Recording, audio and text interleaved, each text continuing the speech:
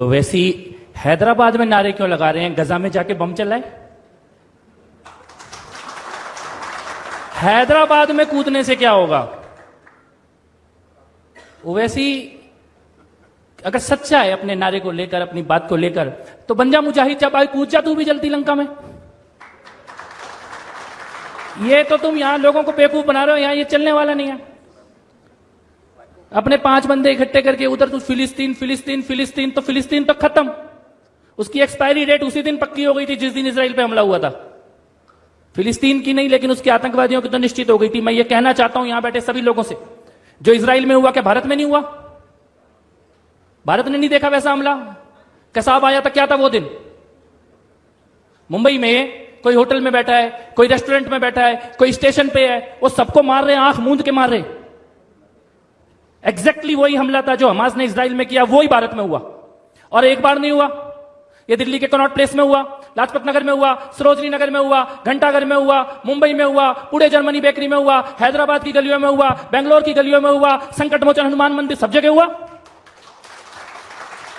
और हमारे देश में तो क्या हो गया था, वो बस में लिखा होता था अपनी सीट के नीचे देखिए कोई भी लवारिस वस्तु बम हो सकती है। तो तेरे प्रधानमंत्री की सीट के नीचे क्यों नहीं हो सकती थी?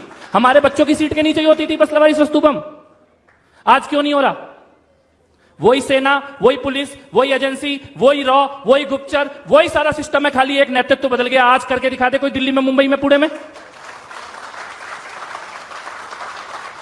यह राष्ट्रवाद है। और मैं ये कहना चाहता हूं कि कोई गलतफहमी में मत रहना कि जो इजराइल में हुआ वो पहली बार हुआ या आखिरी बार हुआ।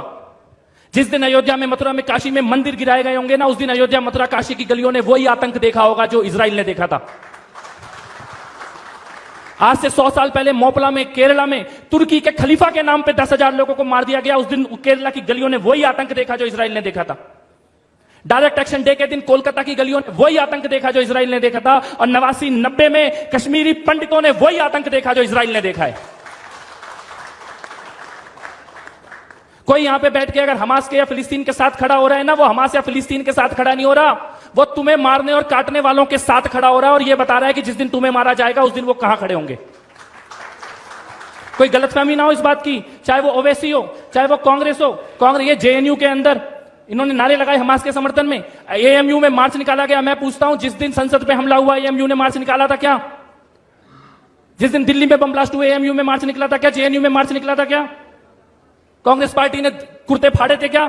यानी देश के अंदर आतंकवादी हमले हुए तो इन्होंने कोई मार्च नहीं निकाला, किसी ने जेएनयू में, किसी ने एएमयू में, कोई वामपंथी, कोई कम्युनिस्ट नहीं निकला। लेकिन वो गजा में, वो फिलिस्तीन में आता इजराइल बदला ले रहा है तो तुम्हारे कुर्ते फट रहे हैं। किसके सगे हो? किसके सगे हो? किसके साथ खड़े हो? लेकिन ऐसा नहीं है कि देश इस चीज को देख नहीं रहा, देश इस चीज को देख भी रहा है और देश इस चीज को समझ भी रहा है। इजराइल और हमास की जो लड़ाई है वो आज की लड़ाई नहीं है, और वो 2 देशों की लड़ाई नहीं है, वो सभ्यता की लड़ाई है, वो मानवता की और राक्षसों के बीच की लड़ाई है। और भारत पहले भी मानवता के साथ खड़ा था और आगे भी मानवता के साथ खड़ा होगा।